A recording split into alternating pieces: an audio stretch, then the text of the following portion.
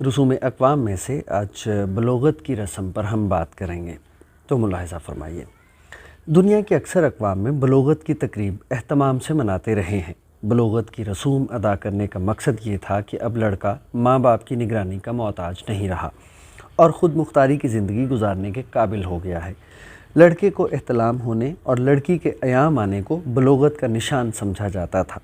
افریقہ کے بعض قبائل میں ایام آنے کے کچھ روز بعد تک لڑکی کو سورج کی شعاؤں سے چھپاتے رہے ہیں اور ایک اندھیری کوٹری میں بند کر دیتے ہیں کہ کہیں سورج اسے حملہ نہ کر دے۔ ہمارے ہاں حیض کو سر آنا، نہانا آنا، سر میلا ہونا، بے نمازی آنا، سر درد ہونا اور ناپاک ہونا کہتے ہیں۔ پہلے ایام آنے پر گھر کی عورتیں لڑکی کو اوڑھنی اڑانے کی رسم چھپ کر ادا کرتی ہیں۔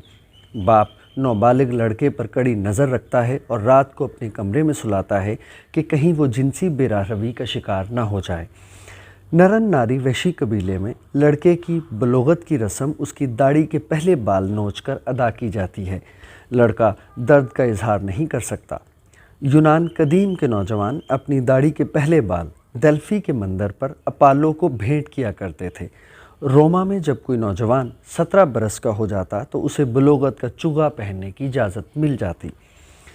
اس تقریب پر خوشی مناتے تھے۔ بلوغت کا چوغا پہنتے ہی نوجوان حسن و عشق کی دیوی وینس کے معبد میں جا کر دیوداسی سے اختلاط کرتا تھا، گویا اپنی جوانی کا پہلا پھل بھیٹ کر رہا ہے۔ مشرقی افریقہ کے قبائل میں نابالغ کے سامنے کے 2 دانت توڑ دیتے ہیں۔ اگر وہ درد کا اظہار نہ کرے تو اسے بالغ سمجھ کر قبیلے کی ذمہ داریاں سونپ دی جاتی ہیں۔ پنجاب کے دیہی علاقے پھالیا کی تحصیل میں جب تک کوئی نوجوان چوری نہیں کر لیتا اسے پگڑا باندھنے کی اجازت نہیں ملتی، یعنی اسے بالغ تسلیم نہیں کیا جاتا۔ مجوسی اور برہمن آغاز شباب پر جینو یا گستی پہناتے ہیں۔ مجوسیوں کا گستی اوسطا میں اہورا مزدا کے جو 72 نام ہیں ان کی رعایت سے 72 دھاگوں سے بٹا جاتا ہے۔ ہندو جینو پہنانے کی تقریب کو اپناٹنا کہتے ہیں۔ جینو پہناتے وقت برہمن نوجوان کی عمر زیادہ سے زیادہ 16 برس کی، چھتری کی 22 برس کی اور ویش کی 24 برس کی ہوتی ہے۔ اس تقریب پر پنڈت لڑکے کو منتر گایتری پڑھ کر سناتا ہے۔ اس کے بعد لڑکے پر صبح، دوپہر اور شام کی پوجا واجب ہو جاتی ہے۔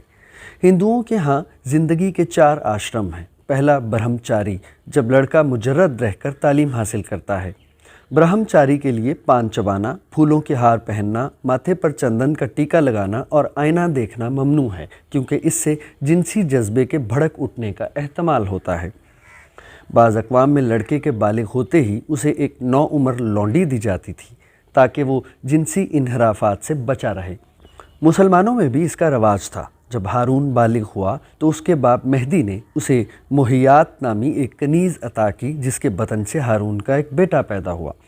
روس کے مشہور ناول نویس لیو ٹالسٹائی نے لکھا ہے کہ جب اس کا بڑا بھائی نکولس سن بلوغت کو پہنچا تو باپ نے اس کے پاس ایک لونڈی بھیج دی، جس کے بطن سے نکولس کی اولاد بھی ہوئی۔ آج کل کے علماء نفسیات کی طرح قدماء کو بھی اس حقیقت کا شعور تھا کہ جنسی پہلو سے آغاز شباب کا دور بڑا نازک اور پرخطر ہوتا ہے، اور کئی نابالغ لڑکے لڑکیاں مناسب رہنمائی نہ ہونے کے سبب جذباتی شورش میں مبتلا ہو کر گمراہ ہو جاتے ہیں۔ جنوبی ہند کے ماریا قبیلے والوں نے اس مسئلے کو یوں حل کیا ہے کہ کنوارے نوخیز لڑکے لڑکیوں کے لیے ایک علیحدہ جھونپڑا بنا دیا جاتا ہے، جسے گھوٹل کہتے ہیں۔ منڈا قبائل میں ایسے جھونپڑے کو گٹورا اور بھوٹیا قبیلے میں ڈانگر داسا کا نام دیا جاتا ہے۔ رات کی تاریکی میں کنوارے نوجوان اور بن بیاہی لڑکیاں اس جھونپڑے میں اکٹھے ہوتے ہیں۔ اس میں شادی شدہ عورتوں مردوں کو داخلے کی اجازت نہیں ہوتی۔ جو لڑکا لڑکی ایک دوسرے کو پسند کر لیں وہ جنسی ملاپ کرتے ہیں۔ صبح سویرے منہ اندھیرے سب اپنے اپنے گھروں کو چلے جاتے ہیں۔ یہ ضروری نہیں کہ ملاپ کرنے والوں کا ایک دوسرے سے بیاہ بھی ہو، بیاہ ان کے اپنے منگیتروں ہی سے ہوتا ہے۔